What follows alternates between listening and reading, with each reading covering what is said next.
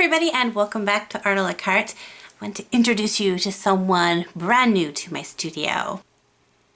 Isn't she beautiful? She's a violet queen.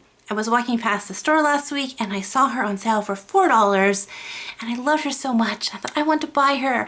And then I said, no, you can't buy her. Whenever you buy plants, they die. And then this week I was walking past and I saw her and she was only $2.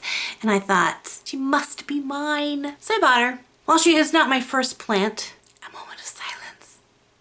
She is my first succulent and I think she's lovely and she's still alive. I've had her for a couple of days now and she looks good. Hopefully I don't kill it. I'll keep you guys posted on her. She doesn't have a name yet. I don't know if I should name her. So if you have a suggestion for a name or tips for taking care of succulents, let me know in the comment section below. As beautiful as she is, what does this have to do with today's video? Inspiration. A lot of my artistic friends do these beautiful illustrations and paintings of succulents and they're gorgeous. And I don't think I've ever done a watercolor of succulents. I've done a couple sketches of them, but not an actual succulent watercolor focused piece. So that's what I decided to do. Thankfully, I have a great resource to explore my newfound creativity, and that is Skillshare, which is also this video's sponsor. I first discovered Skillshare several years ago when they first partnered with my channel to sponsor.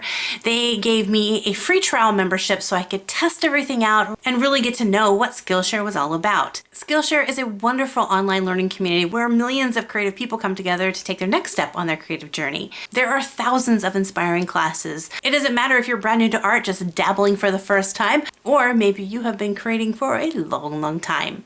Or maybe you're a person like me who has a limited amount of free time. Well, Skillshare is perfect because you can take the classes whenever they fit into your schedule. I wanted to find a class that might help me with watercolors, specifically plant-based watercolor, and I found a class that fit it perfectly because it was watercoloring succulents. I found a class called Mastering Watercolor Techniques, Learning to Paint a Watercolor Succulent. In this class, Louisa Del Massey went through step-by-step on how to paint a succulent. And while I don't show you the entire process for this painting, I will leave a link in the description box below to her class so you can check it out for yourself. But that's not all you'll find. Skillshare wants to give you the opportunity to try them out as well. They want to give you the first 2 months of Skillshare for free when you join. Click the link in the description to get 2 free months of premium membership and explore your creativity. After your first 2 free months of Skillshare, an annual membership works out to being a little less than $10 a month. The first thing that I found is the succulents, there's a lot of bits and bobs going on everywhere, and trying to sketch that in can be challenging. So I looked at a ton of different reference photos, including a live reference from my own, A Violet Queen, and did the rough sketch digitally. As I seem to always have the knack, I can never find my light box when I want to use it.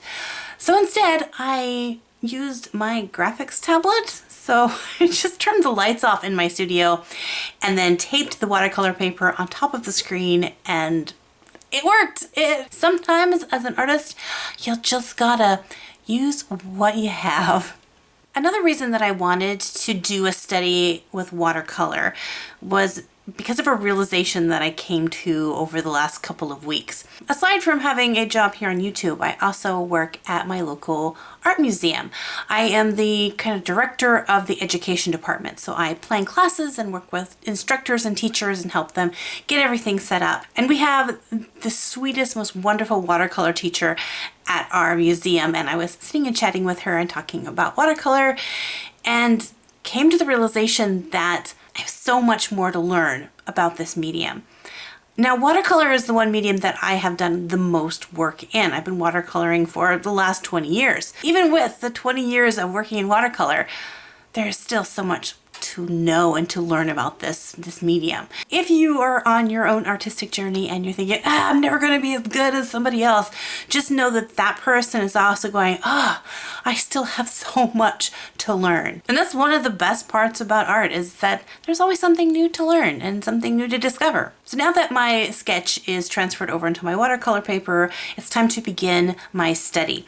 So the first thing you're going to notice is that the entire paper is not the painting. Actually, it's just a small portion of it. I have a lot of space around the side because I want to test out different washes and glazes and intensities of color. I wanted a lot of working space on the side. This is not meant to be a finished piece or something that I'm going to sell. It's something that I'm going to learn with. One of them is contrast. I really want to push my darkest darks, but keep my lightest lights. And with watercolor, it always seems really challenging for me because when I start adding a lot of darks in there, they just start to muddy up and everything kind of turns to the same value. There's a lot of different colors. I love color, but the value is all kind of medium. I have been doing this for so long. The phrase teaching an old dog a new trick is really applies to me because I just want to jump back into my old habits. The class that I took on Skillshare, she gave step-by-step instructions, and what do I do as soon as I get into this? I want to do my own thing, and at first you'll see that this beautiful succulent is kind of morphing into the same tone. I will admit, I began to get a little frustrated, almost to the point where I was like, let's just scrap this. I was not meant to paint succulents. If you find this happening to you, just remember, take a deep breath, step back from your work, come back to it later, just don't give up. For me, I had to change a few things, and the big thing was I actually stopped filming.